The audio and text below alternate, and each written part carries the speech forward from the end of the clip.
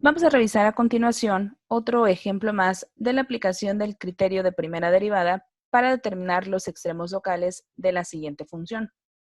Como lo vimos en el video anterior, un primer paso para este proceso es calcular el dominio de esta función, ya que no hay una restricción en particular para los valores que puede tomar x. Decimos que el dominio de esta función es el conjunto de los números reales. Una vez que he calculado su dominio, voy a proceder a particionar para generar los intervalos de prueba que me permitan evaluar si la función es creciente o decreciente y en base a ello determinar si en los números críticos se tiene un máximo o un mínimo de la función. Y para ello voy a requerir calcular la derivada de f. Así que aplicando regla de producto tenemos x a la 2/3 por 2x más x cuadrada menos 4, todo esto por 2/3 de x, que a la 2/3 menos 3/3 pasarán a ser menos 1/3. Multiplico y obtengo 2x a la 5/3 más 2 que multiplica a x cuadrada menos 4 sobre 3 por x a la 1/3. Para facilitar la búsqueda de estos números críticos, voy a simplificar esta expresión, realizando la suma de fracciones. Pasamos a obtener como denominador 3x a la 1/3 y en el numerador obtendrás 6x, que a las 5/3 más 1/3 pasarán a ser 6/3, es decir, 2, más 2, que multiplica a x cuadrada menos 4 y que te dará como resultado 2x cuadrada menos 8. Hacemos reducción de términos semejantes y obtengo 8x cuadrada menos 8 sobre 3x a la 1/3. Hay un factor común que es 8, lo retiramos y quedamos con 8 que multiplica a x cuadrada menos 1 sobre 3 por x a la 1/3. Calculemos entonces a aquellos valores que vamos a considerar números críticos de esta función. El primer número crítico vendría a ser, desde luego, el 0, porque en ese valor la derivada no existe. ¿Qué otros valores podemos considerar? Aquellos donde nuestra derivada sea igual a 0. Y ya que es un cociente, esto solo va a suceder cuando el numerador sea igual a 0. ¿En qué momento x cuadrada menos 1 se hace 0? Cuando x vale menos 1 o bien cuando x vale 1. Lo puedes comprobar, sustituye menos 1 y 1 en la función y verás que el resultado es 0. Como ya tengo los valores con los cuales voy a partir al dominio de mi función, empiezo como tercer paso a construir mi tabla de valores. Voy a generar los siguientes intervalos: de menos infinito hacia menos 1, de menos 1 hacia 0, de 0 hacia 1 y de 1 a infinito. Y recuerda que por cada uno de estos intervalos tú vas a tomar un valor de prueba para analizar cómo es el signo de la derivada. Así que vamos a tomarlo. En el primer intervalo puedo tomar cualquier valor, por ejemplo, el menos 8. Si yo evalúo mi derivada a menos 8, voy a obtener 8 que multiplica a 8 que al cuadrado se va a hacer 64, menos 1 sobre 3 que va a multiplicar a 8, a menos 8, elevado a la 1/3. Haces operaciones: 64 que menos 1 se van a hacer 63 y que por 8 te darán como resultado 504. Ahora bien, la raíz cúbica de menos 8 es menos 2, por 3 será menos 6 y el resultado será menos 84. El signo es negativo y, de acuerdo a lo que ya vimos anteriormente, significa que la función es decreciente en el intervalo semiabierto por la izquierda, menos infinito, coma, menos 1. Ya tenemos qué es lo que sucede en primer intervalo. Vamos con siguiente intervalo. Nuevamente toma un número de prueba. Podrías, por ejemplo, elegir a menos 1/8. Nuevamente, toma tu función y sustituye menos 1/8 para ver qué es lo que sucede. Obtienes 8 que multiplica a un menos 1/8, que al cuadrado será 1 sobre 64. menos 1. Entre 3, que va a multiplicar a menos 1/8 elevado a la 1/3. Mete todo esto a tu calculadora y obtendrás como resultado 21 cuartos. 21 cuartos es una cantidad positiva, que significa que la función es creciente en el intervalo cerrado menos 1,0. Vamos con siguiente intervalo.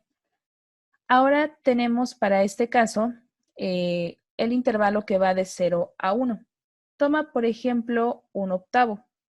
Si tú sustituyes 1/8 en tu derivada, el resultado que obtienes es similar al anterior, excepto que aquí va a cambiar de signo porque va a ser negativo. Es decir, tendrás como resultado menos 21 cuartos.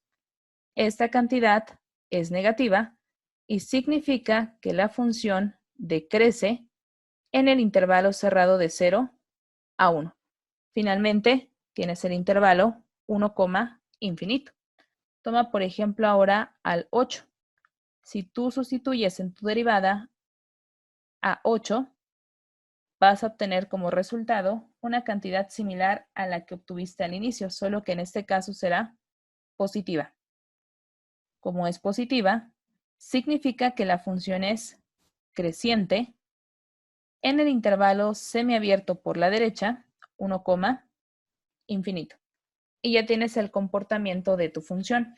Ahora vamos a analizar si se tienen máximos o mínimos en los números críticos. Checo primer número crítico que fue menos 1. Y analizo. De un lado la función decrece, es decir, hace algo como esto. Y una vez que ha alcanzado ese valor y lo pasa, ¿qué hace la función? Crece. Por lo tanto, significa que en x0 igual a menos 1 hay mínimo local. ¿Dónde se localiza ese mínimo local? Bueno, para que lo sepas, debes sustituir en la función original a dicho valor. Es decir, vas a hacer f de menos 1. Y si tú haces f de menos 1, vas a obtener como resultado menos 3. Así que la coordenada en la que se ubica es menos 1, menos 3.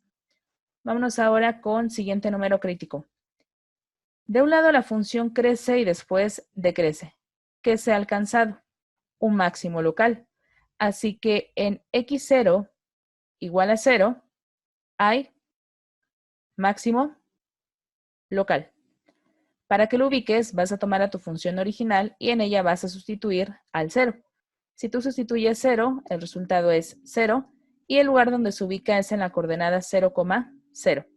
Siguiente parte, vamos ahora con otro número crítico más, que es el 1. De un lado la función decrece y luego crece. ¿Qué tenemos en este lugar? Un mínimo. Y como hay un mínimo de la función, pues ahora lo que vamos a hacer es calcular su posición. Decíamos que aquí hay un mínimo local. Si tú sustituyes en tu función f de 1, vas a obtener como resultado 1 que al cuadrado es 1, menos 4 que es menos 3. Por 1 te dará menos 3. Así que ese mínimo se localiza en la coordenada 1, menos 3. Como último paso y a manera de complementar esto, vamos a sacar las intersecciones con ejes X y Y. La intersección con eje Y es sencilla porque solamente tengo que sustituir a X por 0. Si tú haces la sustitución, eso te va a llevar a 0, valor que de hecho se considera aquí un máximo local.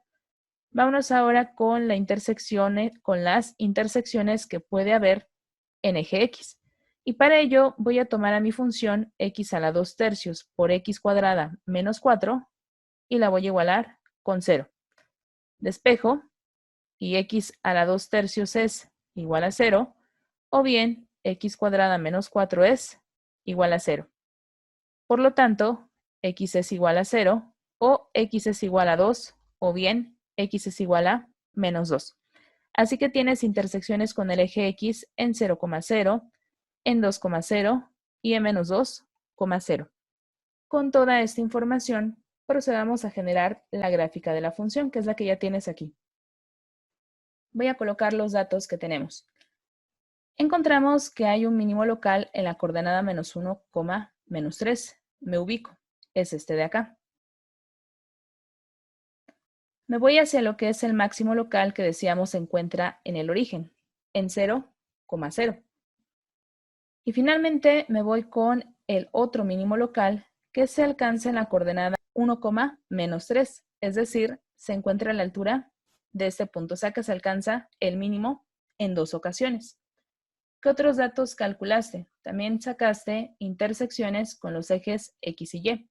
Con el eje Y es el valor que ya está acá, y con el eje X, además del origen, también sacaste la coordenada 2,0 y -2,0. Ya tienes todos los datos necesarios. Procedamos a graficar a la función. En el intervalo que va de -infinito a -1, que es esta partición que hiciste, la función es de tipo decreciente. Por lo tanto, venimos de -infinito, cruzamos por la intersección con el eje X en -2 y continuamos descendiendo hasta que llegamos al mínimo de la función. Una vez que estamos aquí, pasamos al siguiente intervalo, que va de -1 a 0. En ese intervalo, la función crece. Por lo tanto, empiezo a subir hasta alcanzar mi máximo local. En el intervalo que continúa, que es de 0 hacia 1, esta parte, la función según la tabla debe ser decreciente. Empezamos a descender hasta que alcanzamos el mínimo local.